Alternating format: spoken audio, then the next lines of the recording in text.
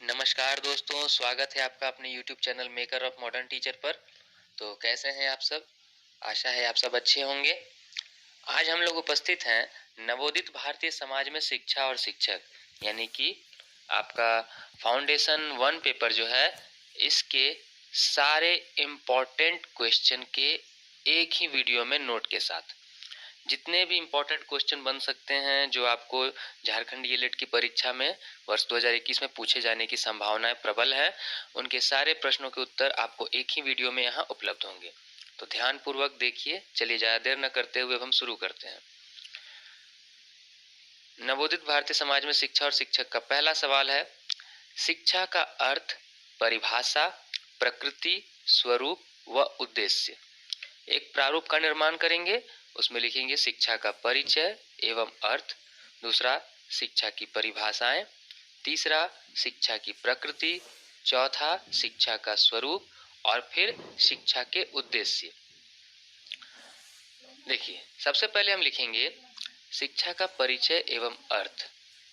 यहाँ मैंने अपने मन से शुरू किया है, अपने अनुभव के आधार पे, कि यह कहना अतिशयोक्ति नहीं होगी कि शिक्षा के संबंध में विभिन्न व्यक्तियों की विभिन्न अवधारणाएं होती हैं। व्यक्ति की जैसी अवधारणा होती है, शिक्षा के प्रति उसका दृष्टिकोण भी वैसा ही होता है। परंतु सार्वभौमिक तौर पर कहा जाए तो सभी व्यक्ति यह मानते हैं कि शिक्षा का अर्थ है व्यक्ति के अंदर छिपी हुई प्रतिभा को बाहर निकालना। शिक्षा का मूल अर्थ क्या हुआ? व्यक्ति के अंदर छिपी हुई प्रतिभा को बाहर निकालना।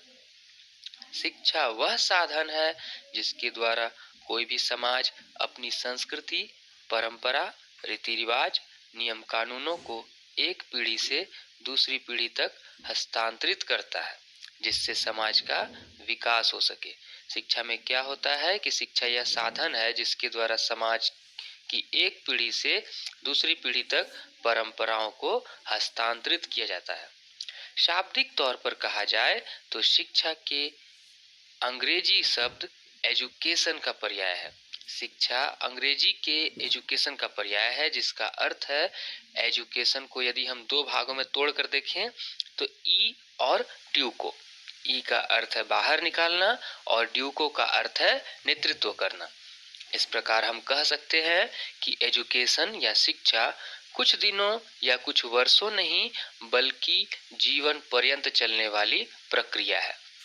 शिक्षा क्या है? जीवन पर्यंत चलने वाली प्रक्रिया जो एजुकेशन यानी कि ई और ड्यूको से मिलकर बना है, जिसका अर्थ है बाहर निकालना और नेतृत्व करना।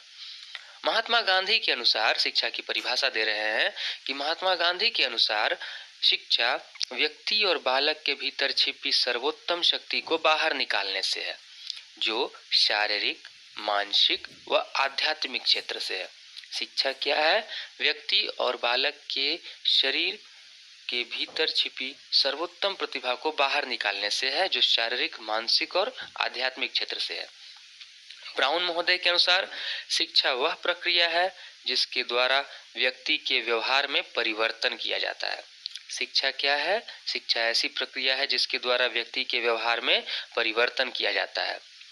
जॉन डीवी के अनुसार शिक्षा मनुष्य की उन सभी योग्यताओं का विकास है जिसके द्वारा वह अपने वातावरण पर नियंत्रण करने की क्षमता प्राप्त करता है। शिक्षा व्यक्ति की उन सभी योग्यताओं का विकास है जिसके द्वारा वह अपने वातावरण पर नियंत्रण करने की क्षमता प्राप्त करता है। मैकेंजी के अनुसार संकुचित अर्थ में शिक्षा से तात्पर्य हमारी शक्तियों के विकास व सुधार के लिए चेतना पूर्वक किए गए प्रयासों से है। संकुचित अर्थ में यदि कहा जाए तो शिक्षा का अर्थ हो गया कि हमारी शक्तियों का विकास है और सुधार के लिए चेतना पूर्वक किए गए प्रयास। व्यापक अर्थों में शिक्षा किसी समाज में चलने वाली, निरंतर चलने वाली सामाजिक प्रक्रिया है। कैसी? निरंतर चलने वाली सामाजिक प्रक्रिया जिसके द्वारा मनुष्य की जन्मजात शक्तियों का विकास उसके ज्ञान, कौशल, व्यवहार में परिवर्तन करते हुए की जाती है, जिससे वह सभ्य व योग्य तथा जिम्मेदार नागरिक बन सके। तो ये शिक्षा की परिभाषाओं को हमने देखा अलग अलग रूपों में। अब हम शिक्षा की प्रकृति व प्रकार पर चर्चा करते हैं। एडम स्मिथ के अनुसार शिक्षा एक द्विमुखी प्रक्रिया है। कैसी? द्विमुखी, जिसमें एक ओर शिक्षक तथा दूसरी ओर शिक्षार्थी होते हैं। एक ओर शिक्षक होते हैं और दूसरी ओर शिक्षार्थी होते हैं। देखिए यहाँ डायग्राम बनाकर मैंने समझाया, यह एक सक्रिय प्रक्रिया है। जॉन डीवी के अनुसार शिक्षा एक त्रिमुखी प्रक्रिया है। यहाँ शिक्षक व शिक्षार्थी के अलावा तीसरा अवयव पाठ्यक्रम है, जो समाज व वातावरण पर आधारित होता है। जिसे देखिए डायग्राम में शिक्षक, पाठ्यक्रम और विद्यार्थी, यह हो गया जॉन डीवी के अनुसार त्रिमुखी प्रक्रिया। अन्य विद्वानों के अनुसार शिक्षा एक बहुमुखी प्रक्रिया है। शिक्षा के स्वरूप पर चर्चा करते हैं तो सबसे पहले विज्ञान के रूप में शिक्षा। सबसे पहले विज्ञान के रूप में। क्यों विज्ञान का रूप है इसका?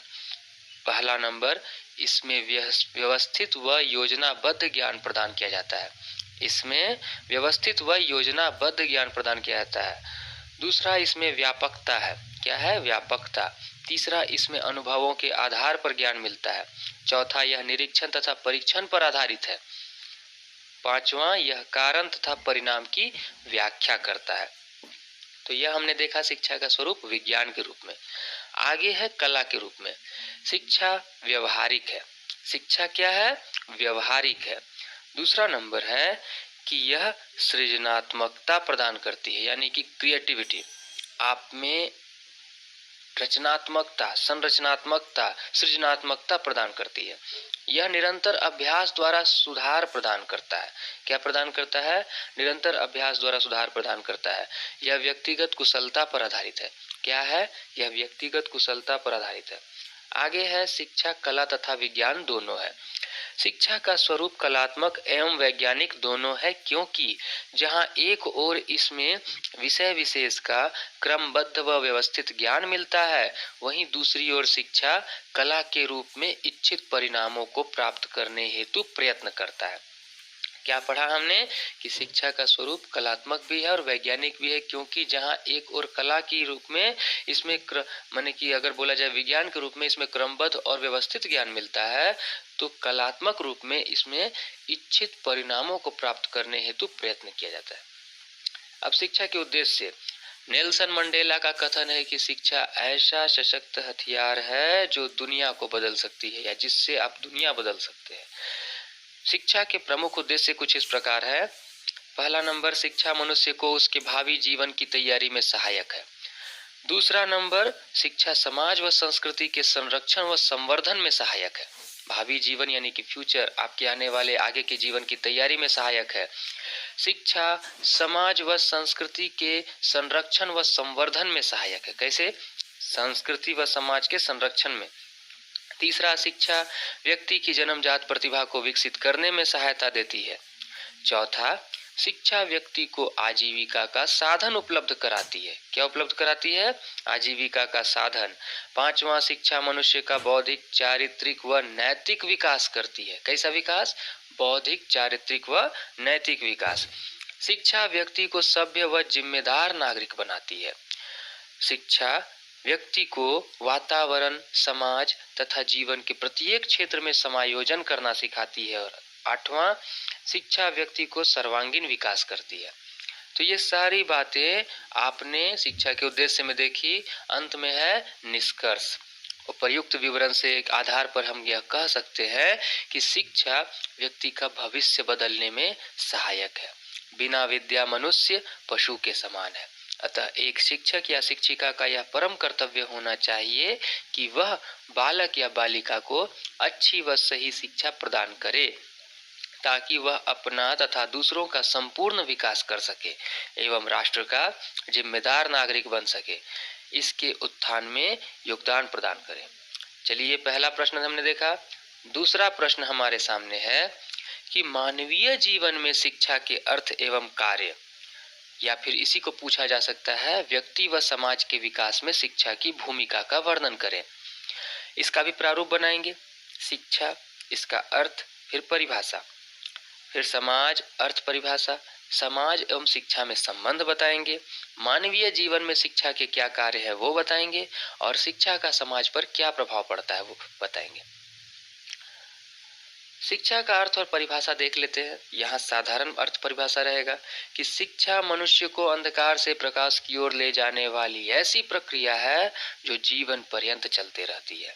यह मनुष्य को सभी जीवधारियों से श्रेष्ठता प्रदान करती है। क्या श्रेष्ठता? जॉन डीवी का कथन है कि शिक्षा का कार्य असहाय प्राणी के विकास में सहायता पहुंचाना है। किसके? असहाय प्राणी के कार्य में विकास में सहायता पहुंचाना है, जिससे वह सुखी, नैतिक तथा कुशल मानव बन सके। ये लिखेंगे आप शिक्षा के अर्थ व परिभाषा में। अब समाज की अर्थ व परिभाषा देख लेते हैं। किसी निश्चित भौगोलिक क्षेत्र पर निवास करने वाले सामान्य जीवन में भागीदारी व्यक्तियों का समूह समाज कहलाता है। यानी किसी निश्चित भौगोलिक क्षेत्र पर निवास करने वाले तथा सामान्य जीवन में भागीदारी व्यक्तियों का समूह समाज कहलाता है। प्रोफेसर डेविस के अनुसार जो परिभाषा दी गई है कि समाज सबसे छोटा ऐसा क्षेत्रीय समूह है जिसमें सामाजिक जीवन के समस्त पहलू आ जाते हैं। मतलब एक ऐसा छोटा समूह किसी भौतिक क्षेत्र के अंतर्गत निवास करने वाला जिसमें सामाजिक जीवन के समस्त पहलू आ जाते हैं। शिक्षा एवं समाज में संबंध क्या है? शिक्षा एवं समाज का अटूट संबंध है, क्योंकि मनुष्य एक सामाजिक प्राणी है जो समाज में रहकर ही अपना विकास कर सकता है। अतः मानव के विकास में शिक्षा का स्थान सर्वोपरि माना जाता है। जब किसी समाज में शिक्षा की व्यवस्था की जाती है तब उसमें सबसे पहले आवश्यकताओं तथा आदर्शों को सामने रखा जाता है। अतः इससे स्पष्ट हो जाता है कि जैसा समाज होगा वैसी ही शिक्षा होगी। मानवीय जीवन में शिक्षा के कार्य। पहला कार्य है वातावरण से अनुकूलन स्थापित करना। शिक्षा ही मनुष्य को सिखाती है कि वह अपने पारिवारिक सामाजिक वातावरण से सामंजस्य कैसे स्थापित करे, कैसे समायोजन स्थापित करके अपने जीवन के हर क्षेत्र में वह आगे बढ़े। ठीक है। दूसरा, मानव को सभ्य बनाना। मूल प्रकृति से मनुष्य भी पशु ही है। अगर कहा जाए तो जन्मजात रूप में हम में भी पशुता शामिल है। यह शिक्षा ही है जो मानव को सभ्यता प्रदान करती है ताकि वह अपने संवेगों पर नियंत्रण पा सके। क्या पा सके? नियंत्रण। किस पर? संवेगों पर। तीसरा है आवश्यकताओं की पूर्ति करना। शिक्षा मनुष्य को उनकी आवश्यकताओं की पूर्ति में सहायक होता है। शिक्षा द्वारा ही मनुष्य जान पाता है कि बीमारी में झाड़ फूक नहीं जबकि चिकित्सकीय इलाज की आवश्यकता है। इस प्रकार के उदाहरण दे सकते हैं आप। चौथा, व्यवसायिक कुशलता प्रदान करना। आज MBA जैसे शिक्षण कोर्स इस बात का उदाहरण है कि शिक्षा व्यवसाय में तरक्की पाने के लिए कितना जरूरी है। समझ रहे हैं? व्यवसायिक कुशलता भी शिक्षा के माध्यम से मिलती है। भावी जीवन की तैयारी। शिक्षा मनुष्य को उसके आने वाले जीवन की तैयारी करने में सहायता प्रदान करता है। शिक्षा पाकर बालक अपने कैरियर, रोजगार आदि के द्वारा आजीविका का साधन प्राप्त कर सकता है। संपूर्ण व्यक्तित्व के विकास में सहायक। शिक्षा मनुष्य के अंदर समायोजन की शक्ति का विकास करती है जिसके द्वारा उसके व्यक्तित्व का विकास होता है तथा वह अपने आकर्षक व्यक्तित्व, मधुर वाणी, सौम्य व्यवहार द्वारा किसी को भी आकर्षित कर लेता है।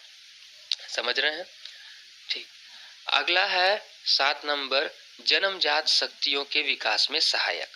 शिक्षा यानी एजुकेशन अपने नाम के अनुकूल बच्चे के अंदर छिपी प्रतिभा को बाहर निकालती है तथा सही शिक्षा पाकर वह बालक अपनी जन्मजात शक्तियों का विकास कर पाता है।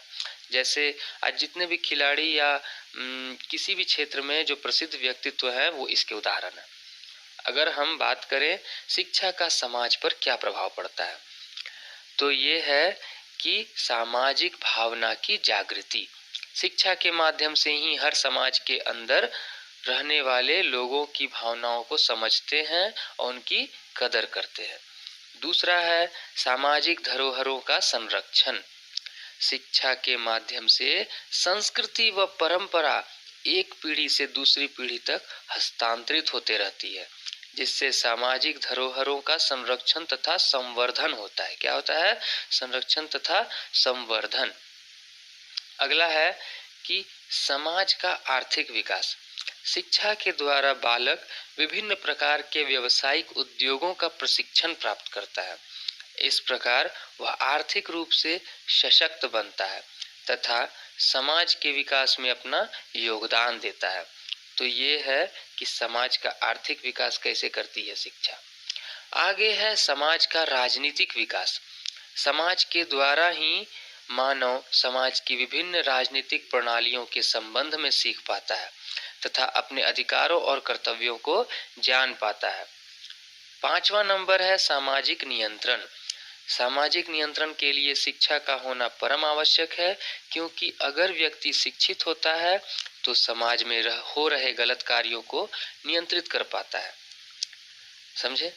सामाजिक सुधार में सहायक। शिक्षा व्यक्ति को सही गलत की जानकारी देती है, जिसके द्वारा वह समाज की कुरीतियों जैसे बाल विवाह, लिंग भेद, जाति प्रथा, दहेज प्रथा आदि को समाप्त कर सामाजिक सुधार करता है। और फिर सामाजिक एकता में सहायक। शिक्षा व्यक्ति को अपने एवं समाज के विकास की ओर प्रेरित करता है, जिससे उसमें विश्व बंधुत्व एवं वसुधैव कुटुंबकम जैसी भावनाएं विकसित होती हैं तथा समाज का विकास होता है। तो ये हमने देखा कि व्यक्ति एवं समाज के विकास में शिक्षा की भूमिका। अगला प्रश्न हम देख रहे हैं, जॉन डीवी के अनुसार शिक्षा, या इसी को पूछा जा सकता है कि प्रयोजनवादी शिक्षा से आप क्या समझते हैं। तो प्रयोजनवाद का परिचय, जॉन डीवी का परिचय, जॉन डीवी का शिक्षा दर्शन, जॉन डीवी के अनुसार प्रयोजनवादी शिक्षण के उद्देश्य, फिर प्रयोजनवादी शिक्षक व विद्यार्थी, प्रयोजनवादी पाठ्यक्रम और प्रयोजनवादी मूल्यांकन। छोटे छोटे वीडियोस में हम छोटी छोटी बातों के साथ इन पूरे चैप्टर्स को क्लियर करते चल रहे हैं। प्रयोजनवाद का परिचय। प्रयोजनवादी विचारधारा इस संसार को नियत या निश्चित नहीं मानती है। प्रयोजनवादी का कहना है कोई भी चीज हमेशा के लिए नहीं होती है। उनके अनुसार इस संसार का निर्माण अभी भी हो रहा है, ये डेवलपिंग मोड में है। अतः कोई भी मूल्य या नियम शाश्वत नहीं होते हैं, वे देश व काल तथा लोगों के साथ साथ परिवर्तित होते रहते हैं। अतः शिक्षा भी वैसी ही होती है। समझे। विलियम जेम्स के अनुसार प्रयोजनवाद मन का एक स्वभाव है, एक अभिवृत्ति है। ये विचारों की प्रकृति तथा सत्य का एक सिद्धांत भी है। अंत में वह सद्वस्तु के विषय में एक सिद्धांत भी है। यह किनका कथन है? विलियम जेम्स का। जॉन डीवी का संक्षिप्त परिचय। जॉन डीवी को प्रयोजनवादी विचारधारा का विचारक माना जाता है। इनका जन्म 1859 में अमेरिका में हुआ था। इन्होंने वारमोंट यूनिवर्सिटी से बीए दर्शन शास्त्र की परीक्षा उत्तीर्ण की, फिर शिकागो विश्वविद्यालय में कई वर्षों तक प्रोफेसर रहे। इन्होंने कहाँ से अपनी परीक्षा उत्तीर्ण की? वारमोंट यूनिवर्सिटी से बीए दर्शन शास्त्र किए और फिर शिकागो में कई वर्ष तक प्रोफेसर रहे। वहां पर इन्होंने प्रोग्रेसिव स्कूल खोला। इन्होंने करके सीखो का सिद्धांत प्रयोग किया। इनके 6 बच्चे थे जिन्हें सिखाने के लिए ये अक्सर कई प्रयोग करते थे। इनका निधन 1952 ईस्वी में हो गया। तो अब है कि जॉन डीवी का शिक्षा दर्शन। हम अगर बात करें तो जॉन डीवी के अनुसार शिक्षा अनुभवों की सतत श्रृंखला है। क्या है? अनुभवों की सतत श्रृंखला जो निर्माण द्वारा प्राप्त किया जाता है। वह व्यक्ति की समस्त क्षमताओं का विकास करता है, जो उनके अपने वातावरण को नियंत्रित एवं अपनी संभावनाओं को पूर्ण करने के योग्य बनाए जाते हैं। शिक्षा क्या है? शिक्षा अनुभव की सतत श्रृंखला है जो निर्माण के द्वारा प्राप्त की जाती है। ध्यान रखिए, निर्माण के द्वारा जो अनुभव मिलते हैं उनको श्रृंखला को ही शिक्षा कहा गया है। वह व्यक्ति की समस्त क्षमताओं का विकास करता है और उसको अपने वातावरण को नियंत्रित एवं अपनी संभावनाओं को पूर्ण करने के योग्य बनाता है। प्रयोजनवादी शिक्षा के उद्देश्यों की चर्चा कर लें तो सामाजिक कुशलता तथा क्षमताओं को महत्व देना, ये प्रयोजनवादी शिक्षा का पहला उद्देश्य है। लोकतांत्रिक जीवन में शिक्षा को प्राथमिकता देना, बालकों में गतिशीलता का विकास करना। गतिशीलता यानी कि हमेशा निरंतर आप आगे बढ़ते रहो। नेतृत्व के गुणों का विकास करना, कार्य कौशलों का विकास करना, ये सब प्रयोजनवादी शिक्षा के उद्देश्य कहलाते हैं। अब प्रयोजनवादी शिक्षा के पाठ्यक्रम देख लेते हैं। तो प्रयोजनवादियों के अनुसार पाठ्यक्रम का निर्माण के लिए कुछ प्रमुख सिद्धांतों का प्रयोग किया जाता है। जैसे पहला, उपयोगिता का सिद्धांत, यानी कि पाठ्यक्रम ऐसा होना चाहिए जो उसके जीवन में उपयोगी हो।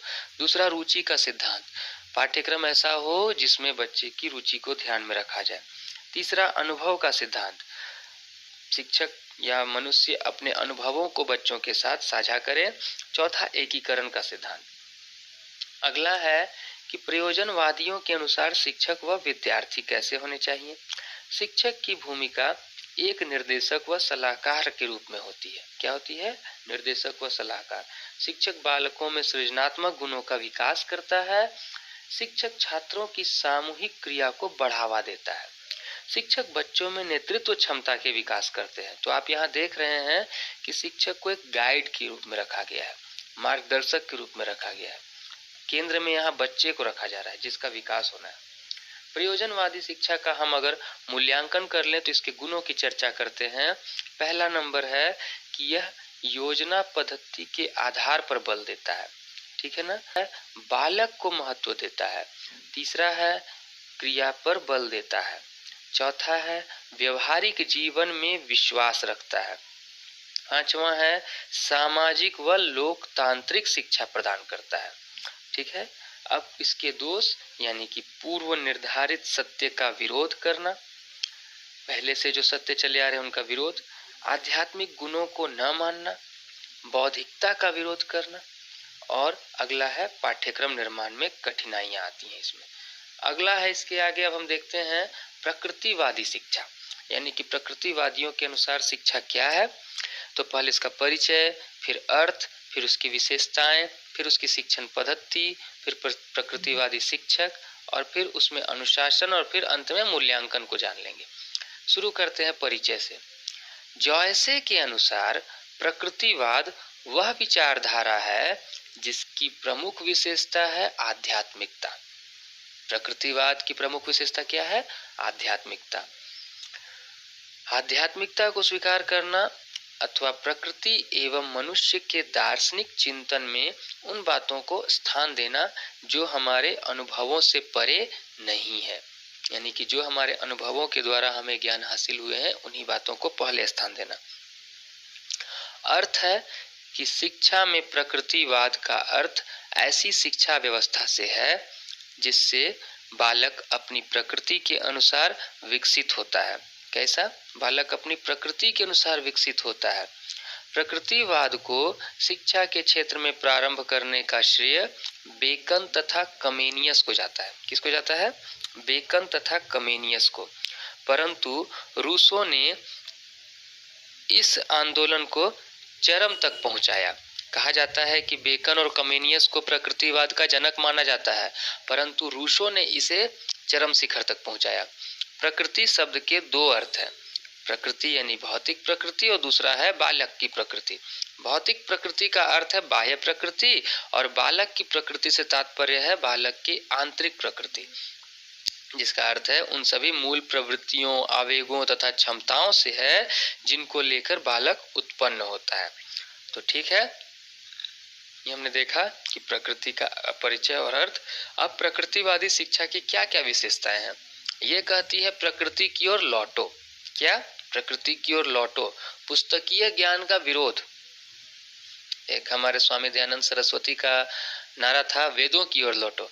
प्रकृतिवाद कहेंगे प्रकृति की ओर लौटो, पुस्तकीय ज्ञान का विरोध करो। प्रगतिवादी विचारधारा के समर्थक, ये क्या बोल रहे? प्रगतिवादी विचारधारा के समर्थक। बाल केंद्रित शिक्षा व्यवस्था है इसमें, और बालकों को स्वतंत्र रूप से शिक्षण, इन सभी बातों पर जोर दिया गया है। यहाँ इंद्रियों के विकास पर अत्यधिक बल दिया जाता है। प्रकृतिवादी की शिक्षण पद्धति को जानते हैं। प्रकृतिवाद ने प्राचीन शिक्षण पद्धतियों का विरोध करते हुए नई शिक्षण पद्धतियों का विकास जो अनुभव द्वारा सीखी जाती हैं किया है। इसमें नंबर 1 है करके सीखना, लर्निंग बाय डूइंग मेथड। एकदम याद रखना है, अनुभव द्वारा सीखना। Learn by experience method. तीसरा, खेल द्वारा सीखना, यानी कि लर्न बाय गेम मेथड। समझ रहे हैं? प्रकृतिवादी में 3 आ जाते हैं। अब है प्रकृतिवाद के अनुसार शिक्षक कैसे होते हैं। तो रूसो के अनुसार बच्चे की साधु शिक्षिका प्रकृति होती है, यानी कि nature is the best teacher of a child. ये रूसो का कथन था, जो उसका स्वाभाविक विकास कर सकती है जब तक उसे कोई बाह्य क्रिया अथवा उलझन में न डाला जाए। अगर कोई रूप बाहर से नहीं तंग करता है बच्चे को, तो वह नेचर में सीख लेगा। प्रकृतिवादियों के अनुसार बालक का स्थान मुख्य है तथा शिक्षक का स्थान गौण है। शिक्षक को सेकेंडरी रखा गया है। इसके अनुसार शिक्षक को बालक के सम्मुख उच्च आदर्श प्रस्तुत करके अपना गुरुत्व या प्रभुत्व जमाने का प्रयत्न नहीं करना चाहिए। ये नहीं कि कोई चीज दिखा करके खुद को बड़का होशियार बना रहे हैं, बहुत बड़ा आदमी साबित कर रहे हैं, वैसा करने का कोशिश नहीं करना है, बल्कि बालक के प्रति प्रेम पूर्ण व्यवहार करना चाहिए। कैसा होना चाहिए? बालक के प्रति प्रेम पूर्ण, बालक के ऊपर धौंस नहीं जमाना है आपको। प्रकृतिवाद और अनुशासन।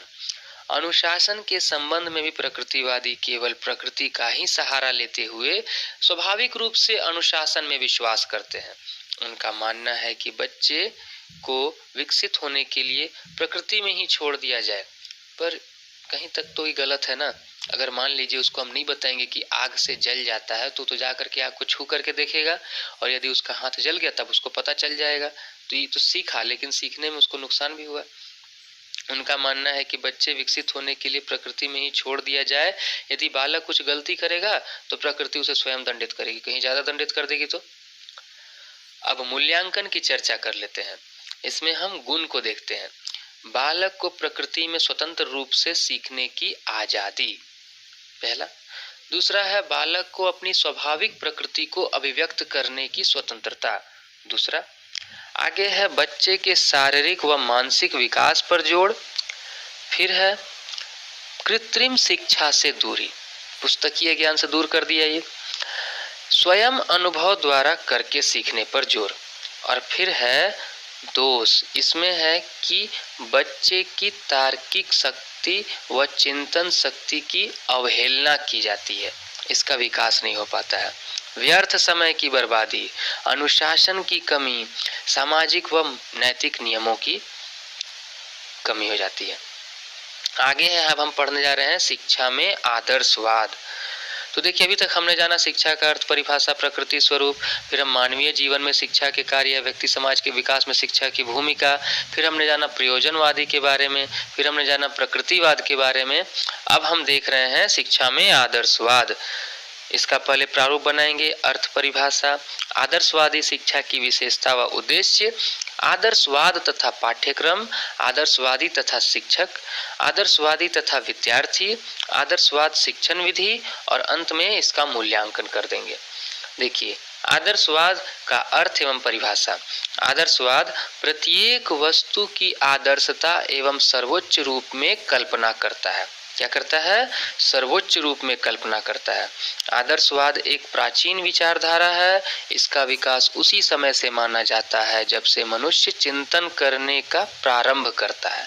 आदर्शवाद का प्रारंभ तब से माना गया है जब से मनुष्य चिंतन करना शुरू कर दिया। आदर्शवाद वह दर्शन है जो भौतिक जगत की अपेक्षा आध्यात्मिक जगत की, विचार और मन की अपेक्षा आत्मा को वास्तविक मानता है। ये क्या मानता है? आत्मा को वास्तविक मानता है।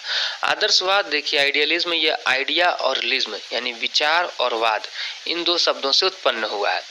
डीएम दत्ता के अनुसार यदि हम इसकी परिभाषा देखें तो आदर्शवाद वह सिद्धांत है जो आदर्श को अंतिम सत्ता मानता है। किसको? आदर्श को अंतिम सत्ता मानता है। और एडम स्मिथ के अनुसार आदर्शवाद एक अथवा दूसरे शब्दों में दर्शन के समस्त इतिहास में व्यक्त है। आदर्शवाद जो है धरती के समस्त इतिहास में एक तरह से मौजूद है। आदर्शवादी शिक्षा की विशेषता एवं उद्देश्य, व्यक्तित्व विकास तथा आत्मानुभूति।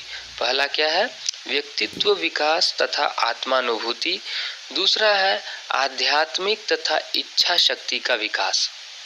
आदर्शवादी शिक्षा में आध्यात्मिक तथा शिक्षा शक्ति का विकास किया जाता है। सत्यम शिवम सुंदरम की परिकल्पना, सार्वभौमिक शिक्षा पर जोर, मूल प्रकृति को आध्यात्मिक प्रकृति में बदलना। आदर्शवाद में मूल प्रकृति को आध्यात्मिक प्रकृति को में बदलने पर जोर दिया जाता है। पवित्र जीवन के लिए तैयारी करना, किस बात पर जोर देता है? पवित्र जीवन के लिए तैयारी करना। और अंत में आदर्शवादी शिक्षा की विशेषता एक है कि बालक की बुद्धि तथा शारीरिक शक्ति का विकास करना। किसका? बालक की बुद्धि तथा शारीरिक शक्ति का विकास करना। हम आगे देख लेते हैं आदर्शवादियों के अनुसार पाठ्यक्रम क्या होते हैं। तो प्लेटो के अनुसार आदर्शवाद का पाठ्यक्रम मनुष्य की प्रक्रियाओं में 3 प्रक्रियाओं में मुख्यतः विभक्त है। आदर्शवाद का पाठ्यक्रम मनुष्य की 3 प्रक्रियाओं में विभक्त है। बौद्धिक प्रक्रिया, कलात्मक प्रक्रिया और आपको नैतिक प्रक्रिया। बौद्धिक क्रियाओं के अंतर्गत आता है भाषा, साहित्य, इतिहास तथा भूगोल, गणित का बहुत जरा सा ज्ञान। भाषा, साहित्य, इतिहास तथा भूगोल हैं तो कला, संगीत और कविता।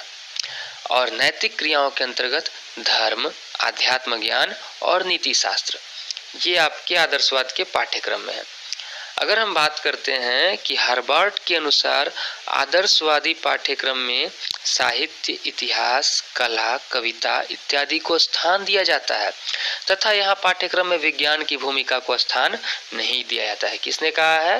हार्वर्ड ने कहा है। आदर्शवाद के अनुसार विद्यालय ऐसे होने चाहिए जहाँ बच्चे उच्च आदर्श, सामाजिक तथा आध्यात्मिक मूल्यों को प्राप्त कर सकें। उच्च आदर्शों को, सामाजिक और आध्यात्मिक मूल्यों को प्राप्त कर सकें। अब हम आदर्शवादी तथा शिक्षक को जान लेते हैं। शिक्षक का व्यक्तित्व प्रभावशाली होना चाहिए। कैसा? प्रभावशाली होना चाहिए। शिक्षक में आध्यात्मिक गुण, आत्मगुण होने चाहिए। शिक्षक का चरित्र उत्तम होना चाहिए। शिक्षक का व्यवहार सहानुभूति पूर्ण होना चाहिए। शिक्षक में बालकों के प्रति दया, प्रेम, स्नेह का भाव होना चाहिए। तो ये आदर्शवादियों के अनुसार शिक्षक। अब आदर्शवाद तथा विद्यार्थी को हम समझते हैं। विद्यार्थी का स्थान द्वितीय माना जाता है। प्रथम स्थान शिक्षक को दिया गया है। विद्यार्थी केवल श्रोता के रूप में होते हैं। यहाँ देखिए, विद्यार्थी को गौण कर दिया गया, शिक्षक को प्रथम बना दिया गया है, शिक्षक को केंद्र में रखा गया है। शिक्षक के आदेशों या निर्देशों का पालन करना होता है। आदर्शवादी के और विद्यार्थी क्या होते हैं कि कठोर नियम का पालन करना होता है। इन लोग पूरा एकदम साधु बना करके छोड़ेंगे। विद्यार्थियों को समान दृष्टि से देखा जाता है। अब किसी बोर्डिंग स्कूल में नहीं देखते हैं, बहुत कठोर नियम होते हैं। मिशनरी स्कूल में भी होते हैं। विद्यार्थियों के आध्यात्मिक व नैतिक मूल्यों का विकास करना होता है। विद्यार्थियों को अपने स्वरूप को पहचानने की योग्यता देना। विद्यार्थियों में निहित जन्मजात शक्तियों का विकास करना। देखिए, बहुत सारे विद्यालय आदर्शवाद के सिद्धांत पर बैठे हुए हैं। समझे? आदर्शवाद का सिद्धांत बहुत जगहों पर काम किया जाता है। बहुत विद्यालय इसी आधार पर होते हैं। आदर्शवाद के अनुसार शिक्षण विधि। वाटलर का कहना है कि हम किसी एक शिक्षण विधि के दास नहीं हैं। किनका कथन है? वाटलर का। सुकरात प्रश्नोत्तरी विधि बनाए। प्लेटो बातचीत व संवाद विधि। अरस्तु की आगमन व निगमन विधि। हर्बर्टसन ने निरीक्षण विधि और फ्रॉबेल ने खेल विधि। ये सारे विधि आदर्शवाद में प्रयोग किए जाते हैं। मूल्यांकन हम करते हैं तो सबसे पहले इसके गुणों की चर्चा करते हैं। पहला है कि यह आदर्शवाद आध्यात्मिकता को बल देती है। दूसरा, इसमें विद्यार्थी को गौण माना जाता है। बोलना सेकेंडरी है स्टूडेंट, चाइल्ड सेंटर यहाँ नहीं होता है। तीसरा, आदर्शवादी बच्चे को स्वतंत्र रखते हैं। और चौथा, आदर्शवादी स्वयं को अनुशासित रखने को कहते हैं। मिलिट्री डिसिप्लिन, आर्मी स्कूलों की डिसिप्लिन, समझ गए? सैनिक स्कूल जो होते हैं। दूसरा, अगर दोष की चर्चा करें तो यह बालक को केंद्र में नहीं रखता है। तीसरा, इसमें गणित व विज्ञान को शामिल नहीं किया गया है। इसमें बच्चे की तार्किक शक्ति का विकास नहीं हो पाता है। अब हम आगे जानने का प्रयास करते हैं फ्रॉबेल की किंडरगार्टन पद्धति। फ्रॉबेल का पहले जीवन परिचय, फिर फ्रॉबेल का दार्शनिक चिंतन, उसके बाद फ्रॉबेल के अनुसार शिक्षा के उद्देश्य, और फिर फ्रॉबेल के अनुसार किंडरगार्टन पाठ्यक्रम, फिर किंडरगार्टन प्रणाली के सिद्धांत, किंडरगार्टन में प्रयुक्त शिक्षण साधन और किंडरगार्टन की कार्य योजना। तो इसको ध्यान से समझते हैं। फ्रेडरिक फ्रॉबेल का जीवन परिचय। फ्रेडरिक विल्हम ऑगस्टस फ्रॉबेल, इनका जन्म 21 अप्रैल 1782 को जर्मनी में हुआ था। पूरा नाम क्या है? फ्रेडरिक विल्हम ऑगस्ट फ्रॉबेल, जन्म 21 अप्रैल 1782 को जर्मनी में। इनके पिता पादरी थे। बचपन में ही इनकी माता के निधन के पश्चात पिता ने दूसरी शादी कर ली थी। सौतेली माँ इन पर कोई ध्यान नहीं देती थी। इनका स्कूल में पढ़ने में मन नहीं लगता था। 15 वर्ष की उम्र में वे वन रक्षक का काम सीखने गए, जहां इनका प्रकृति से लगाव बढ़ गया। 17 वर्ष की उम्र में जेना विश्वविद्यालय में प्रवेश लिया तथा धनाभाव के कारण पढ़ाई पूरी नहीं कर पाए। 1805 ईस्वी में फ्रैंकफर्ट में ये नॉर्मल शिक्षक बने, जहां इन्हें अपनी शिक्षण प्रतिभा का पता चला। बाद में 1808 ईस्वी में पेस्टोलॉजी से प्रशिक्षण प्राप्त किया। 1808 ईस्वी में पेस्टोलॉजी से प्रशिक्षण प्राप्त किया। किनके शिष्य थे? पेस्टोलॉजी के। 1817 में कील हाउ में the universal German institute of education, क्या? Universal German institute of education की स्थापना की। पेस्टोलॉजी शिक्षण विधि का प्रयोग किया और 1837 ईस्वी में ब्लैकबर्ग में 4 से 8 वर्ष के बच्चों के लिए एक स्कूल खोला, जिसका नाम रखा किंडरगार्टन। क्या? किंडरगार्टन। किंडरगार्टन का अर्थ होता है बच्चों का बाग। शिक्षक रूपी माली, जहां शिक्षक रूपी माली बच्चे रूपी पेड़ पौधों की देखभाल करते हैं तथा उसके विकास के लिए उचित वातावरण तैयार करते हैं। तो 1837 में ब्लैकबर्ग में इन्होंने एक विद्यालय खोला जिसका नाम था किंडरगार्टन। किंडरगार्टन का अर्थ है बच्चों का बाग, और यहाँ शिक्षक रूपी माली जो है बच्चे रूपी पेड़ पौधों का ख्याल रखते हैं। 1852 में इस महान शिक्षा शास्त्री का निधन हो गया। फ्रॉबेल का दार्शनिक चिंतन। दार्शनिक चिंतन को समझते हैं। चूंकि फ्रॉबेल ईश्वरवादी थे, अतः वे ईश्वर को ही सृष्टि का कर्ता धर्ता मानते थे। इनके दार्शनिक चिंतन इस प्रकार है। पहला, तत्व मीमांसा। फ्रॉबेल के अनुसार ईश्वर ही सृष्टि का कर्ता है, वह सृष्टि के कण कण में विद्यमान है। दूसरा है ज्ञान मीमांसा। फ्रॉबेल के अनुसार सृष्टि के जड़ पदार्थ व जीव जंतुओं के क्रमिक विकास को जानना ही ज्ञान है। क्या? जड़ पदार्थ व जीव जंतुओं के क्रमिक विकास को जानना ही ज्ञान है। तीसरा है आचार मीमांसा। इसके अनुसार सत्यम शिवम सुंदरम शाश्वत मूल्य हैं, अतः मनुष्य को इन्हीं का आचरण करना चाहिए। ये थे फ्रॉबेल के दार्शनिक चिंतन। अब फ्रॉबेल के अनुसार शिक्षा के उद्देश्य। फ्रॉबेल पेस्टोलॉजी के शिष्य थे। इन्होंने सारी सृष्टि को ईश्वर की सत्ता के रूप में देखा, प्रकृति को ही सच्ची शिक्षिका माना। ये पेस्टोलॉजी के शिष्य थे। ये ईश्वर को ही सृष्टि का कर्ता धर्ता मानते थे और प्रकृति को ही बालक की शिक्षिका मानते थे। इनके अनुसार शिक्षा के उद्देश्य, पहला, मनुष्य को अपनी दैवी स्वरूप और संसार की एकता का ज्ञान कराना, यानी अपनी आत्मा और संसार की एकता का।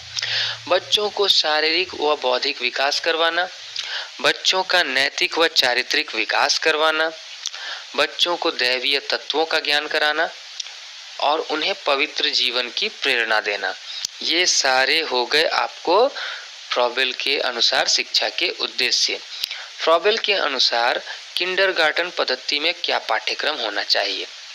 देखिए, खेलकूद व व्यायाम, ठीक, भाषा ज्ञान, कला व संगीत, प्रकृति निरीक्षण, इतिहास व भूगोल, विज्ञान व गणित और धार्मिक शिक्षा।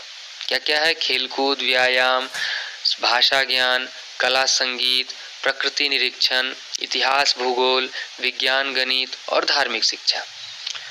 अगला है किंडरगार्टन प्रणाली के सिद्धांत। पहला सिद्धांत है कि एकता का सिद्धांत। इसका उद्देश्य अनेकता में एकता सिखाना है। दूसरा, ज्ञान को अंदर से बाहर निकालना। ज्ञान को बच्चों के ऊपर थोपना नहीं चाहिए, बल्कि ऐसा वातावरण विकसित करें कि बच्चे ज्ञान प्राप्ति के प्रति उत्सुक हों।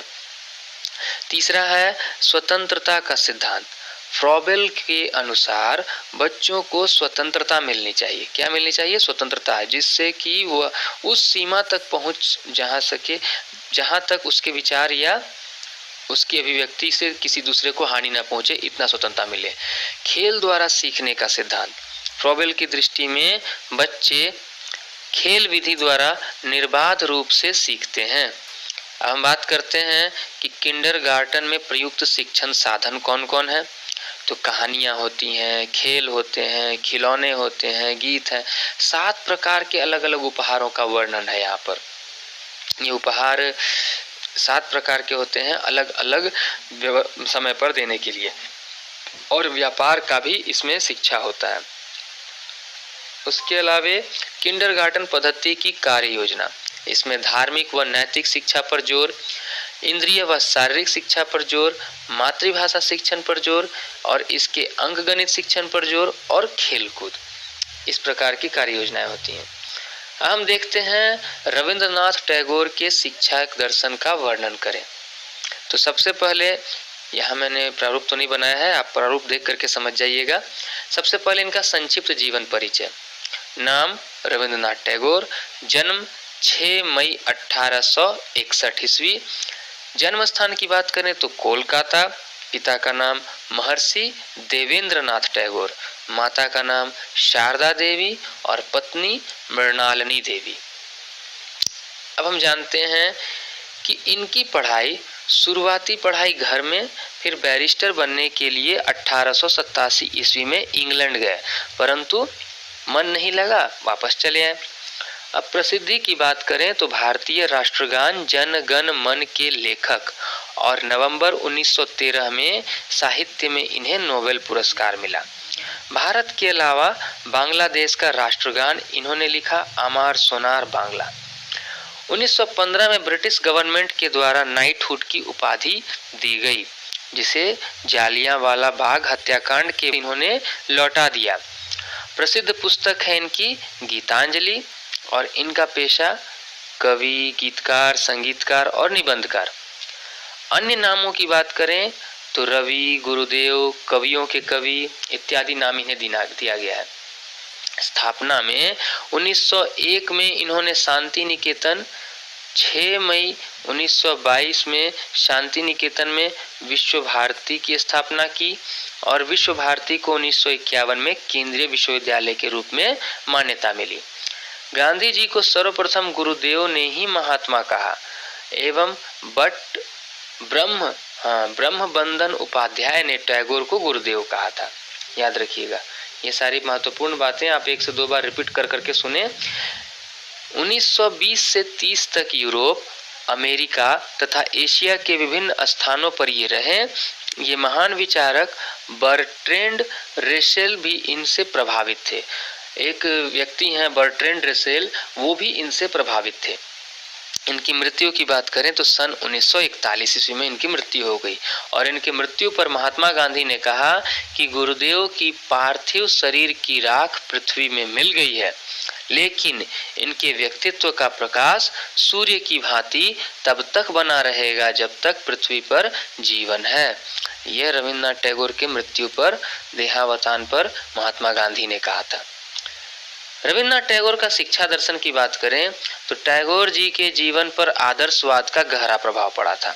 ठीक है, अतः ये ईश्वर को सर्वोच्च मानव के रूप में स्वीकार करते थे। गहरा प्रभाव पड़ा था, लेकिन ऐसा नहीं कहें कि ये पूरी तरह से आदर्शवादी थे। आदर्शवादी भी थे, और ये प्रकृतिवादी में अधिक थे। प्रकृतिवाद में इनका अधिक प्रभाव था। टैगोर जी अद्वैतवादी थे। इन्होंने लिखा, हमें ईश्वर को खोजते हुए उस सत्य को प्राप्त करने का प्रयत्न करना चाहिए जो इस संसार से मुक्ति दिला सके तथा अपने प्रकाश से इस संसार को प्रकाशित कर सके। इनका शिक्षा दर्शन प्रकृतिवाद, आदर्शवाद, अध्यात्मवाद, मानवतावाद एवं अंतरराष्ट्रीय अवबोध पर आधारित था। मुख्य रूप से प्रकृतिवाद पर कहा जाता है। वे मानव तथा प्रकृति की मौलिक एकता में विश्वास रखते थे। तथा बालकों को शहर के कृत्रिम वातावरण से दूर प्रकृति की सुरम्य वातावरण में शिक्षा देने के समर्थक थे। डॉक्टर एसपीजी मुखर्जी के अनुसार टैगोर आधुनिक भारत में शैक्षिक पुनरुत्थान के पैगंबर थे। किनके अनुसार? डॉक्टर एसपी मुखर्जी के अनुसार रविंद्रनाथ टैगोर का मानना था कि कुछ भी पढ़ाया नहीं जा सकता, परंतु सब कुछ सिखाया जा सकता है। सबसे महत्वपूर्ण उनका कथन है। वे प्रकृति को बालक की शिक्षा श्रेष्ठ साधन मानते थे। अब आप कहिएगा, जब भी प्रकृति के साधक थे तो फिर रूसो को भी इनके बराबर माने जाएंगे? जी नहीं, रूसो ईश्वर के समर्थक नहीं थे और ये ईश्वर के सच्चे समर्थक थे। टैगोर ने लिखा कि प्रकृति के पश्चात बालक को सामाजिक व्यवहार की धारा में लाना चाहिए। पहले प्रकृति का शिक्षण दीजिए, उसके बाद उसको सामाजिक धारा में लाइए। टैगोर की शिक्षा के आधारभूत सिद्धांत: बालक की शिक्षा उसकी मातृभाषा में होनी चाहिए। शिक्षा प्राप्त करते समय बालक को स्वतंत्रता मिलनी चाहिए। बालक की रचनात्मक वृत्तियों के विकास हेतु प्रकाशन के अवसर दिए जाए। बालक की शिक्षा नगरों से दूर प्रकृति की गोद में होनी चाहिए, जिससे बालकों में प्राकृतिक रूप से विकास हो। राष्ट्रीय शिक्षा प्रणाली का आधार विदेशी शिक्षा न हो। इनका कहना था विदेशी शिक्षा नहीं हो। शिक्षा बालक की समस्त शक्तियों का सामंजस्यपूर्ण विकास करे। पाठ्यक्रम में भारतीय दर्शनों को शामिल करने पर, सामाजिक आदर्शों को शामिल करने पर इन्होंने जोर दिया था। शिक्षा बालक को पूर्ण मानव के रूप में विकसित करे, न कि केवल एक कृषक अथवा शिल्पी के रूप में। शिक्षकों को पुनर्जीवित, स्कूलों को पुनर्जीवित किया जाना चाहिए। अब इनके अनुसार शिक्षा के उद्देश्य क्या है? शारीरिक विकास, मानसिक विकास। मानसिक विकास के अंतर्गत बालकों के मानसिक विकास के लिए मात्र पुस्तकीय ज्ञान आधार न मानते हुए बालकों को प्राकृतिक क्रियाओं के माध्यम से मानसिक विकास के अवसर उपलब्ध हों। तो ये आपको शिक्षा के उद्देश्य में आ रहा है। नैतिक व आध्यात्मिक विकास, सभी शक्तियों के विकास। टैगोर का व्यक्तित्व प्रसिद्ध है। उनका मानना था कि शिक्षा को बालक की सुषुप्त शक्तियों का विकास करना चाहिए। अब हम अंतर्राष्ट्रीय दृष्टिकोण का विकास देखते हैं कि रविन्द्रनाथ टैगोर वसुधैव कुटुंबकम की भावना के विकास करना चाहते थे। पाठ्यक्रम में बात करें तो विश्व भारती के पाठ्यक्रम में इतिहास, भूगोल, प्रकृति अध्ययन, खेती, बागवानी, सरस्वती यात्रा, खेलकूद, समाज सेवा आदि शामिल है। सबसे विशेष है इसमें शिक्षण विधि में सरस्वती यात्रा, भ्रमण के समय पढ़ाना। सरस्वती यात्रा का अर्थ होता है भ्रमण के समय पढ़ाना। वाद विवाद या प्रश्नोत्तर विधि और क्रिया विधि को वे शिक्षण विधि में शामिल करते थे। अब रविन्द्रनाथ टैगोर के आगे हम देखने जा रहे हैं बुनियादी शिक्षा, यानी महात्मा गांधी की देन, अर्थात महात्मा गांधी के अनुसार शिक्षण पद्धति। सबसे पहले हम इसकी परिचय और पृष्ठभूमि को समझ लेते हैं, फिर वर्धा शिक्षा सम्मेलन को जानेंगे, फिर जाकिर हुसैन समिति को समझेंगे, वर्धा शिक्षा योजना की रूपरेखा को देखेंगे और बुनियादी शिक्षा का पाठ्यक्रम जानेंगे, बुनियादी शिक्षा की विशेषताएं जानेंगे। देखिए, परिचय सह पृष्ठभूमि में जानते हैं कि बुनियादी शिक्षा को वर्धा शिक्षा, नई तालीम या बेसिक शिक्षा भी कहा जाता है। क्या क्या? वर्धा शिक्षा, नई तालीम या बेसिक शिक्षा। अविनाश लिंगम जी के शब्दों में बुनियादी शिक्षा हमारे राष्ट्रपिता का अंतिम और संभवतः महानतम उपहार है।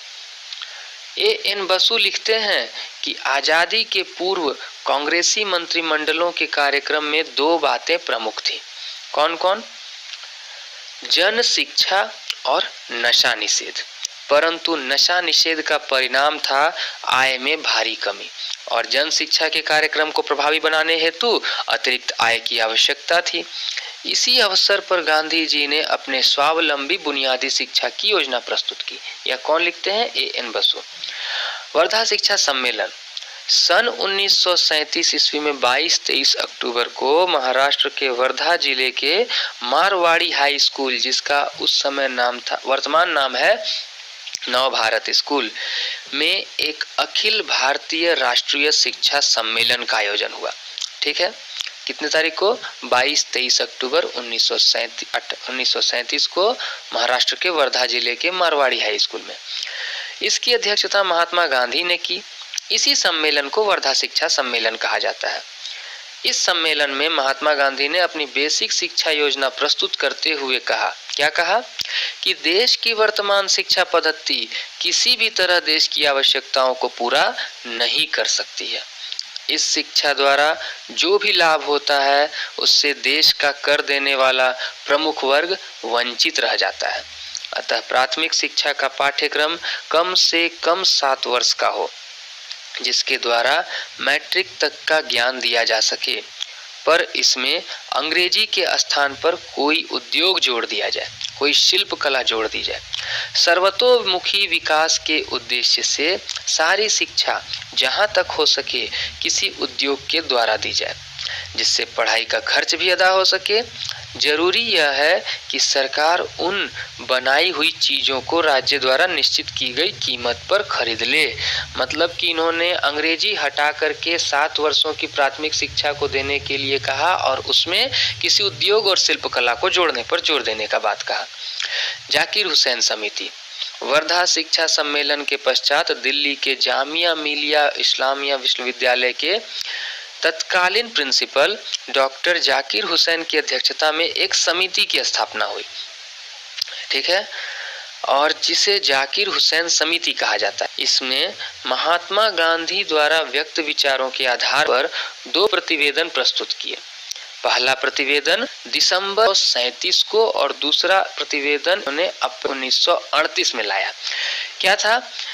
पहला प्रतिवेदन में शिक्षा योजना के सिद्धांतों, उद्देश्यों, विद्यालय संगठन, पाठ्यक्रम आदि का वर्णन किया गया। क्या क्या? सिद्धांत, उद्देश्य, पाठ्यक्रम, ये सब बताया गया। और दूसरा जो प्रतिवेदन आया उसमें विद्यालय की परीक्षा, पढ़ाए जाने वाले विषय और शिल्पों का वर्णन किया गया। इस प्रकार वर्धा शिक्षा योजना की रूपरेखा बनी। अब ये रूपरेखा क्या थी? वर्धा शिक्षा योजना की रूपरेखा। इस टॉपिक को समझते हैं। पहला नंबर है कि 7 से 14 वर्ष तक के बालक बालिकाओं को निःशुल्क एवं अनिवार्य शिक्षा मिले। कैसी शिक्षा मिले? निःशुल्क एवं अनिवार्य शिक्षा। किसे? 7 से 14 वर्ष तक के बालक बालिकाओं को। दूसरा है शिक्षा का माध्यम मातृभाषा हो। तीसरा है अंग्रेजी के स्थान पर कोई हस्तशिल्प या उद्योग हो। चौथा है शारीरिक श्रम पर बल दिया जाए ताकि बालक सीखे हुए शिल्प द्वारा अपनी आजीविका चला सके, ठीक है। पांचवा है बच्चों द्वारा बनाई गई वस्तुएं ऐसी हों जिनका प्रयोग किया जा सकता है या जिनको बेचकर विद्यालय का कुछ व्यय चलाया जा सकता है। हम समझ रहे हैं, ये वर्धा शिक्षा योजना की रूपरेखा थी। अब इसके आधार पर बुनियादी शिक्षा का पाठ्यक्रम प्रस्तुत हुआ। पहला कि आधारभूत शिल्प में हो कृषि, कताई, बुनाई, लकड़ी का काम, चमड़े का काम, मिट्टी का काम, मछली पालन, बागवानी, गृह विज्ञान आदि। दूसरा कि मातृभाषा, और जहाँ मातृभाषा के रूप में हिंदी न हो वहाँ हिंदी। तीसरा है गणित। चौथा सामाजिक अध्ययन। पांचवा सामान्य विज्ञान। छठा कला संगीत और सातवां शारीरिक शिक्षा। ये थे बुनियादी शिक्षा के पाठ्यक्रम। अब बुनियादी शिक्षा की विशेषताओं को देख लेते हैं। यह क्रिया प्रधान शिक्षा पर बल देती है, यानी कि करके सीखने पर। दूसरा, यह कौशलों के विकास पर बल देती है, ठीक है। तीसरा, यह बालक प्रधान शिक्षा है। चौथा, यह मनोवैज्ञानिक आधार की शिक्षा है। और पांचवा, इसमें ज्ञान की अखंडता पर बल दिया जाता है। तो ये हमने देखा बुनियादी शिक्षा या महात्मा गांधी के अनुसार शिक्षा के क्या होना चाहिए, उद्देश्य, शिक्षा कैसी होनी चाहिए। इसमें आप गुण और दोष भी जोड़ सकते हैं। अब हम बात कर लेते हैं राष्ट्रीय शिक्षा नीति 1986। इस पे लॉन्ग क्वेश्चन और शॉर्ट क्वेश्चन दोनों बनाए जाते हैं। इसका भी एक छोटा प्रारूप सहित आपके सामने उत्तर प्रस्तुत किया मैंने। पहले परिचय, फिर राष्ट्रीय शिक्षा नीति 1986, फिर राष्ट्रीय शिक्षा नीति 1986 के दस्तावेज और फिर राष्ट्रीय शिक्षा नीति की विशेषताएं। परिचय हम समझते हैं। वह नीति जिसके द्वारा संपूर्ण राष्ट्र के शैक्षिक गतिविधियों को संचालित किया जाए, राष्ट्रीय शिक्षा नीति कहलाती है। क्या? वह नीति जिसके द्वारा राष्ट्र के संपूर्ण शैक्षिक गतिविधियों को संचालित किया जाता है। भारत में भी स्वतंत्रता के पहले से लेकर स्वतंत्रता प्राप्ति के बाद तक राष्ट्रीय शिक्षा नीतियों का निर्माण व उनकी समीक्षा होती रही है। जैसे कहा जाए तो 1947 में राधा कृष्णन आयोग, 1964 में राष्ट्रीय शिक्षा आयोग, इसी क्रम में एक विकास राष्ट्रीय शिक्षा नीति 1986, इसके पहले 1968 का दलजीत सिंह कोठारी का डीएस कोठारी शिक्षा नीति, वो भी याद होगा। आगे पढ़ते हैं 1992 में शामिल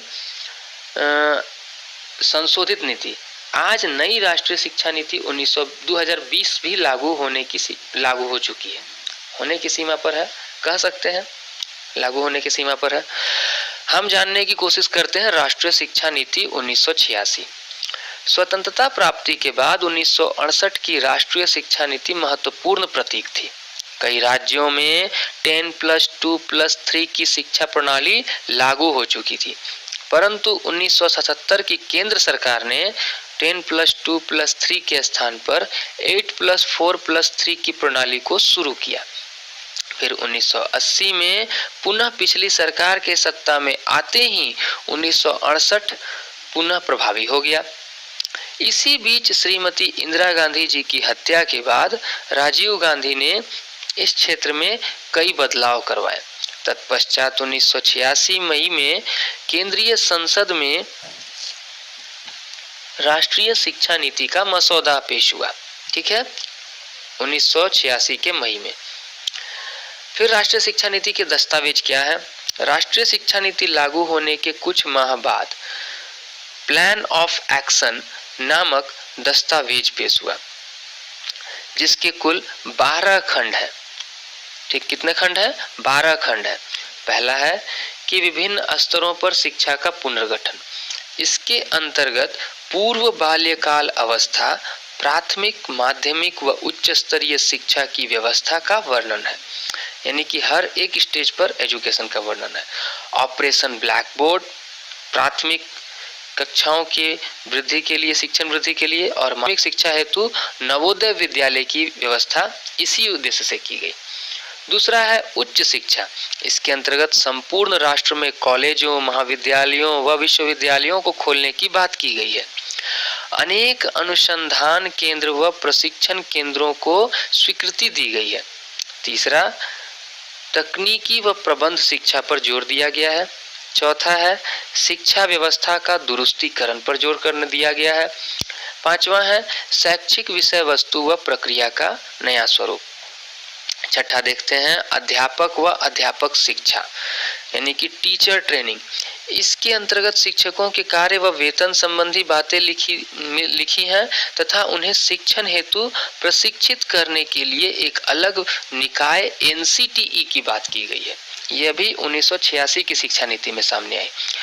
सातवीं है कि शिक्षा का प्रबंधन, यानी central advisory board of education का गठन इसी के तहत किया गया है, जिसका मुख्य काम रहेगा शिक्षा का प्रबंधन करना।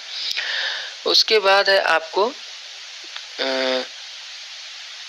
8वां नंबर, अंत में इसके संशोधन, समीक्षा व भविष्य के उद्देश्य की चर्चा की गई है। हम देखते हैं कि राष्ट्रीय शिक्षा नीति की क्या क्या विशेषताएं हैं। कि शिक्षा संरचना 10+2+3 के आधार पर रखी गई है। प्राथमिक शिक्षा 6 से 14 वर्ष तक निःशुल्क व अनिवार्य हो, इसकी बात की गई है। स्त्री शिक्षा को प्रोत्साहन में बल दिया गया है। अल्पसंख्यकों की शिक्षा पर बल दिया गया है। विकलांगों की शिक्षा हेतु विशेष प्रावधान किए गए हैं। उच्च माध्यमिक स्तर पर व्यावसायिक पाठ्यक्रम को शामिल किया गया है। कार्यानुभव शिक्षा की व्यवस्था की गई है। प्रौढ़ शिक्षा की व्यवस्था की गई है। तकनीकी व प्रबंधन शिक्षा को शामिल किया गया है। शिक्षकों की योग्यता, वेतन व प्रशिक्षण की चर्चा की गई है। आगे देखते हैं संशोधित राष्ट्रीय शिक्षा नीति 1992 जो आया। देश में व्यावसायिक और तकनीकी कार्यक्रमों में प्रवेश के लिए अखिल भारतीय आधार पर एक आम प्रवेश परीक्षा आयोजित करना, इसमें सम्मिलित कर दिया गया 1986 की शिक्षा नीति में। और इंजीनियरिंग एवं आर्किटेक्चर कार्यक्रम में प्रवेश के लिए सरकार ने राष्ट्रीय स्तर पर JEE joint entrance exam, AIEEE all India engineering entrance exam और SLEEE जैसी परीक्षाओं को शामिल किया। ये सब हमने देखा राष्ट्रीय शिक्षा नीति के तहत। अब हम थोड़ा देख लेते हैं राष्ट्रीय एकता के टॉपिक को। देखिए, राष्ट्रीय एकता टॉपिक प्रत्येक वर्ष पूछा जाता है, कभी लॉन्ग में तो कभी शॉर्ट में।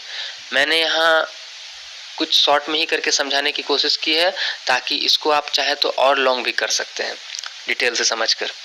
इसका पहले परिचय है, फिर अर्थ है, फिर परिभाषा है, फिर राष्ट्रीय एकता के विकास में बाधक तत्व हैं, और फिर राष्ट्रीय एकता को सशक्त करने के उपाय। परिचय समझ लेते हैं। राष्ट्रीय एकता एक ऐसी भावना है जो राष्ट्र के सभी नागरिकों को एक सूत्र में बांधती है। किसी राष्ट्र के नागरिकों के लिए राष्ट्र सर्वोपरि होना चाहिए, उसके बाद किसी चीज को महत्व दिया जाना चाहिए। ध्यान रखिएगा। अर्थ की बात करें तो किसी भी देश के सभी निवासियों के बीच सामूहिक एकता, भले ही सभी अलग अलग धर्म, भाषा, जाति, लिंग, वर्ण अथवा स्थान से संबंधित हो, इसी को हम राष्ट्रीय एकता कहते हैं। परिभाषा की चर्चा करें तो ब्रूवेकर के अनुसार राष्ट्रीय एकता साधारण रूप से देश प्रेम की अपेक्षा देशभक्ति के अधिक क्षेत्र की ओर संकेत करती है। समझे? राष्ट्रीयता में स्थान के संबंध के अलावा प्रजाति, भाषा, इतिहास, संस्कृति और परंपराओं के बीच संबंध आ जाते हैं। यानी कि सब कुछ मिलाकर के एक समझना राष्ट्रीय एकता कहलाता है। राष्ट्रीय एकता के विकास में बाधक तत्व कौन कौन से हैं? पहला है सांप्रदायिकता। विभिन्न धर्मों, संप्रदायों व जातियों के कारण राष्ट्रीयता की भावना को थोड़ा नुकसान होता है। इनके संस्कृति व विचार एक दूसरे से भिन्न होते हैं, यह सबसे बड़ा अंतर है। दूसरा, क्षेत्रीयता की भावना। स्थानीय निवासी अपने क्षेत्रों के प्रति लगाव रखते हैं तथा इस सीमा के बाहर के लोगों को वो बाहरी समझते। देखते हैं यहाँ ये बिहारी है, ये बंगाली है, ये झारखंडी है, ये उड़िया है, ये सारी भावनाएं जो है क्षेत्रीयता की भावना है। इसका प्रथम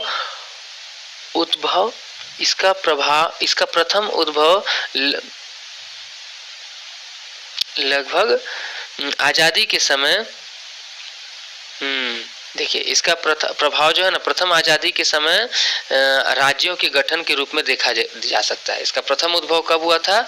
आजादी के समय राज्यों के गठन के रूप में। 1956 में राज्य पुनर्गठन आयोग का निर्माण होता है। उसके बाद 1959 में आपको 1 नवंबर को निर्माण होता है आंध्र प्रदेश का, जो कि भाषाई आधार पे बनने वाला पहला राज्य था, और वो तेलंगाना को अपने में शामिल किए हुए था। बाद में हम जानते हैं 2 जून 2014 को आंध्र प्रदेश से तेलंगाना कट के अलग हो जाता है। किस आधार पे? क्योंकि तेलंगाना के लोग तेलुगु भाषा बोलते हैं, आंध्र प्रदेश के लोग आंध्रा भाषा बोलते हैं। आगे है भारतीय संस्कृति के प्रति उदासीनता। ब्रिटिश शिक्षा प्रणाली पर आधारित शिक्षा प्राप्त करके लोगों में भारतीय संस्कृति के प्रति उदासीनता आ गई है। मतलब कि अंग्रेजी संस्कृति को, अंग्रेजी शिक्षा को जानने के बाद अपनी संस्कृति के प्रति उनमें थोड़ा नीरसता का भाव है। चौथा है नैतिक पतन और भ्रष्टाचार। गलत शिक्षा, कामचोरी, उत्तरदायित्वहीनता, निष्ठा में कमी, अनुशासनहीनता, इन सब के कारण नैतिक पतन और भ्रष्टाचार बढ़ चुका है। समझे? अगला है जातिवाद। वर्तमान समय में जातिवाद राष्ट्रीयता के विकास में सबसे बड़ी बाधा के रूप में, सबसे बुरी चीज के रूप में समाज में व्याप्त है। और फिर है छठा नंबर भाषावाद। भारत अनेक भाषाओं की विविधता से भरा हुआ है, अनेक भावनाओं की विविधता से भरा हुआ है। यह भी राष्ट्रीयता के विकास में एक बहुत बड़ी बाधा है। और फिर है राष्ट्रीय एकता को सशक्त करने के उपाय। तो हम राष्ट्रीय एकता की समस्त बाधाओं को दूर करने का एकमात्र उपाय शिक्षा का प्रसार है। सकारात्मक शिक्षा को बढ़ावा देने के लिए सरकार ने कई कार्यक्रमों को शुरू कर दिया है। अनेक गैर सरकारी संगठन व संस्थाएं भी राष्ट्रीय एकता के बाधक तत्वों को दूर करने के लिए जागरूकता बढ़ाते हैं। ठीक है ना? एनजीओ भी आज कार्य कर रहे हैं। राष्ट्रीय एकता समिति, संपूर्णानंद समिति ने कहा है कि भारत एक धर्मनिरपेक्ष राज्य है। इस बात को ध्यान में रखकर शैक्षिक पाठ्यक्रम को चलाया व बनाया जाए। तो ये हमने देखा राष्ट्रीय एकता। आगे देख लेते हैं हम, एक टॉपिक है पर्यावरण शिक्षा। पर्यावरण शिक्षा भी शॉर्ट नोट्स के रूप में बहुत ज़्यादा मात्रा में पूछा जाता है, लॉन्ग क्वेश्चन भी कभी कभी बन जाते हैं इससे। इसका परिचय व अर्थ, फिर इसकी परिभाषा और पर्यावरण शिक्षा का महत्व, पर्यावरण शिक्षा के उद्देश्य और पर्यावरण शिक्षा की आवश्यकता। पर्यावरण का अर्थ होता है परिजोड़ आवरण, अर्थात हमारे चारों ओर का वातावरण। परि मतलब चारों ओर, आवरण मतलब ढका हुआ। हम जिससे चारों ओर से ढके हुए हैं वही हमारा पर्यावरण है। पर्यावरण शिक्षा वस्तुतः पर्यावरण या विश्व के संबंध में दी जाने वाली शिक्षा है। उद्देश्य क्या है? ताकि हम मनुष्य इससे संबंधित समस्याओं से अवगत होकर इनके हल निकाल सकें। परिभाषा की बात करें तो यूनेस्को की फिनिक्स नेशनल कमीशन के अनुसार पर्यावरण शिक्षा पर्यावरण के उद्देश्यों को प्राप्त करने का एक साधन है। क्या है? पर्यावरण शिक्षा पर्यावरण के उद्देश्यों को प्राप्त करने का एक साधन है। पर्यावरण शिक्षा किसी विद्या या विषय की अलग शाखा नहीं है। इसे जीवन पर्यंत संपूर्ण शिक्षा के अंतर्गत चलाया जाना चाहिए। समझ में आया? जीवन पर्यंत संपूर्ण शिक्षा के अंतर्गत पर्यावरण शिक्षा प्रमुख प्रयोजन, इसका प्रमुख प्रयोजन नागरिकों को अपने अधिकारों दायित्वों में पर्यावरण के बारे में जागरूक करना, प्रबंध व सुरक्षा के संबंध में जागरूक करना है। समझ में आया कि पर्यावरण शिक्षा क्या? पर्यावरण शिक्षा के कुछ पहला नंबर, लोगों को पर्यावरण के बारे में सत्य और तथ्यात्मक जानकारी देना। ठीक, लोगों को पर्यावरण के बारे में सत्य और तथ्यात्मक जानकारी देना। दूसरा है जानकारी के आधार पर संभावित कारणों का पता लगाना। तीसरा है समस्याओं का हल खोजना। चौथा है पर्यावरण संरक्षण, सुरक्षा तथा सुधार के कार्यों की जानकारी देना। पांचवा है भावी पीढ़ी के भविष्य को समझकर ही काम करने की प्रेरणा देना। ये सारे हैं पर्यावरण शिक्षा के महत्व। अब पर्यावरण शिक्षा के उद्देश्य की बात करते हैं। पर्यावरण के प्रति लोगों में जागरूकता लाना। दूसरा है पर्यावरण का ज्ञान देना। तीसरा है पर्यावरण के प्रति किए जाने वाले सकारात्मक कार्यों को सहयोग देने वाली शिक्षा। यही पर्यावरण शिक्षा का उद्देश्य। और फिर सामाजिक भावनाओं का विकास करना, विश्व बंधुत्व, वसुधैव कुटुंबकम, अंतर्राष्ट्रीयता का विकास। और पर्यावरण शिक्षा की आवश्यकता की हम चर्चा करें तो पहला नंबर है कि जनसंख्या वृद्धि को नियंत्रित करने के लिए, जो आज विश्व की सबसे बड़ी समस्या है। दूसरी है प्राकृतिक संसाधनों का उचित उपयोग करने के लिए, हमारे संसाधन घट रहे हैं। तीसरा है पर्यावरण विकृतियों से अवगत कराने के लिए। और चौथा है पर्यावरण की सामाजिक, सांस्कृतिक व मनोवैज्ञानिक जानकारी के लिए। ये सब हो गई पर्यावरण शिक्षा की आवश्यकता।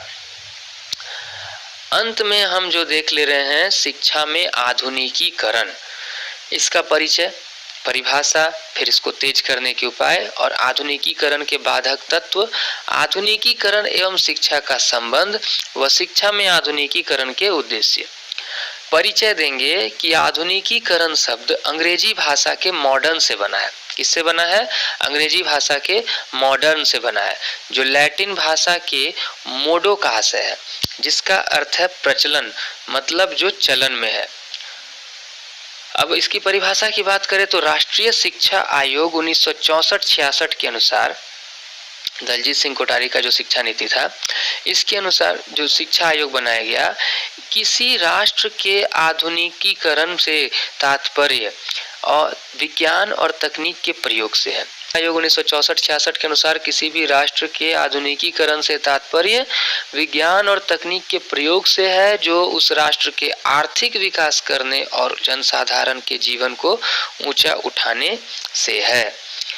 अगला है आधुनिकीकरण को तेज करने के उपाय। अनिवार्य एवं निशुल्क शिक्षा की व्यवस्था की जाए। क्या की जाए? अनिवार्य एवं निशुल्क शिक्षा की व्यवस्था की जाए। उच्च कोटि की विज्ञान व तकनीकी व्यवस्था की जाए। उच्च कोटि की विज्ञान व तकनीकी व्यवस्था की जाए। आर्थिक विकास को तेज गति प्रदान की जाए। प्राकृतिक संसाधनों की निरंतर खोज की जाए। ठीक है, और प्राकृतिक संसाधन यदि न हो तो उनके स्थान पर वैकल्पिक संसाधनों की खोज की जाए। जैसे कि आज अगर पेट्रोल और डीजल घट रहे हैं, कोयले घट रहे हैं, तो हम सौर ऊर्जा की ओर बढ़ रहे हैं, नवीकरणीय संसाधनों की खोज कर रहे हैं। जनसंख्या वृद्धि पर नियंत्रण की जाए। और आधुनिकीकरण के मार्ग में बाधक तत्व कौन कौन है, इसको जान लेते हैं। तो सबसे पहला है अशिक्षा। अभी भी राष्ट्र की बहुसंख्यक आबादी शिक्षा से वंचित है, अतः हमारा राष्ट्र पूर्णतः आधुनिक नहीं हो पाया। अतः अशिक्षा बहुत बड़ी बाधा है। दूसरा नंबर जातिवाद। यह समाज के विकास व आधुनिकीकरण के लिए हमेशा अवरोध उत्पन्न करता है। तीसरा गरीबी। चौथा बेरोजगारी। पांचवा जनसंख्या। छठा पर्यावरण संरक्षण का न होना। सातवां सामाजिक कुरीतियां। उपरोक्त सभी तत्व राष्ट्र व समाज के आधुनिकीकरण के लिए सबसे बड़े बाधक तत्व हैं। ठीक है, आगे देख लेते हैं शिक्षा व आधुनिकीकरण में संबंध। शिक्षा मनुष्य के विचार व व्यवहार में परिवर्तन करने का साधन है।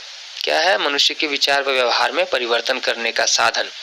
आधुनिकीकरण के लिए जो आवश्यक तत्व हैं वो सीधे तौर पर शिक्षा से संबंधित है। जैसे 10 वर्षीय अनिवार्य व निःशुल्क शिक्षा की व्यवस्था, यह क्यों की गई है? यह आधुनिकीकरण को आपके विचार व व्यवहार में शामिल करने के लिए। उच्च कोटि की विज्ञान व तकनीकी शिक्षा की व्यवस्था, ये सब हो गया।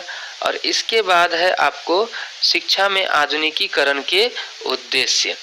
तो तर्कपूर्ण चिंतन का विकास करना, वैज्ञानिक दृष्टिकोण का विकास करना, भौतिक गुणों का विकास करना, नैतिक गुणों का विकास करना, समानता के गुणों का विकास करना, वैज्ञानिकता का विकास करना और फिर तकनीकी गुणों का विकास करना। तो इस प्रकार आज हमने देखा नवोदित भारतीय समाज में शिक्षा एवं फाउंडेशन वन के सारे महत्वपूर्ण प्रश्नों के नोट एक ही वीडियो में।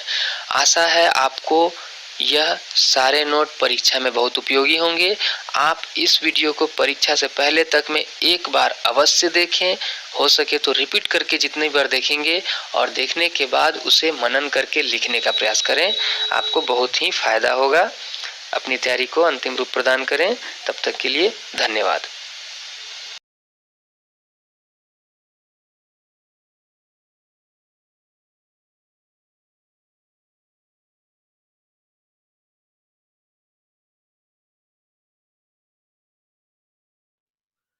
नमस्कार दोस्तों, स्वागत है आपका अपने YouTube channel maker of modern teacher में। आज हम अपने झारखंड डीएलएड की कक्षा को आगे बढ़ाते हुए नवोदित भारतीय समाज में शिक्षा और शिक्षक के इकाई 1 के अंतर्गत 2 और इम्पोर्टेंट सवाल को पढ़ेंगे। पिछली कक्षा में हमने इसके पहले सवाल को पढ़ा था कि शिक्षा का अर्थ, प्रकृति, उद्देश्य व स्वरूप व कार्य के बारे में। आज हम जानेंगे 2 सवालों के बारे में, शिक्षा के औपचारिक, अनौपचारिक व अनौपचारिक साधनों का वर्णन, इनके मध्य अंतर, क्या विशेषताएं होती हैं। और दूसरा सवाल है, तीसरा इम्पोर्टेंट, कि व्यक्ति तथा समाज के विकास में शिक्षा की क्या भूमिका होती है।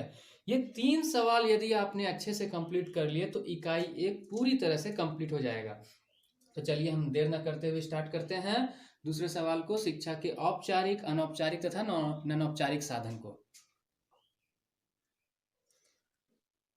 तो जैसा कि मैं हमेशा कहता हूं कि जब भी आप सवाल का जवाब बनाएं तो पहले एक प्रारूप का निर्माण कर लें, जिससे कि जो जवाब आपका चेक किया जाए तो पहले ही देखकर समझ में आ जाए कि आपने जवाब को किस तरीके से सजाकर लिखा है। इससे आपका जवाब आसान और सुंदर भी लगता है। जैसे कि सबसे पहले हम शिक्षा का संक्षिप्त परिचय दे देंगे, फिर उसमें औपचारिक साधन, उसका परिचय और विशेषता लिख देंगे, फिर अनौपचारिक साधन, उसका परिचय व विशेषता लिख देंगे, फिर अनौपचारिक साधन, परिचय व विशेषता लिख करके, और अंत में औपचारिक, अनौपचारिक व औपचारिक व अनौपचारिक के मध्य अंतर बता देंगे। तो चलिए हम देखते हैं आगे। औपचारिक साधन। औपचारिक साधन को हम वैसा साधन के अंतर्गत रखते हैं जिसमें व्यवस्थित व क्रमबद्ध, योजनाबद्ध शिक्षा प्रदान की जाती है। इसके अंतर्गत मनोरंजन केंद्र, विद्यालय, पुस्तकालय, धार्मिक संस्थान इत्यादि शामिल किए जाते हैं। औपचारिक शिक्षा के अंतर्गत हम निश्चित नियम, समय सीमा और निर्धारित आयु को भी सम्मिलित किया जाता है। शिक्षा के संक्षिप्त परिचय को तो आप समझ ही रहे होंगे, मैंने पिछली कक्षा में शिक्षा के बारे में वर्णित कर दिया था। आज मैं औपचारिक साधन से शुरू कर रहा हूं। औपचारिक शिक्षा, औपचारिक शिक्षा के अंतर्गत वैसी शिक्षा आती है जो कि क्रमबद्ध व योजनाबद्ध तरीके से प्रदान की जाती है, और इसमें हम विद्यालय साथ ही साथ कोई भी शिक्षण संस्थान के द्वारा प्रदान की जाने वाली शिक्षा को लेते हैं।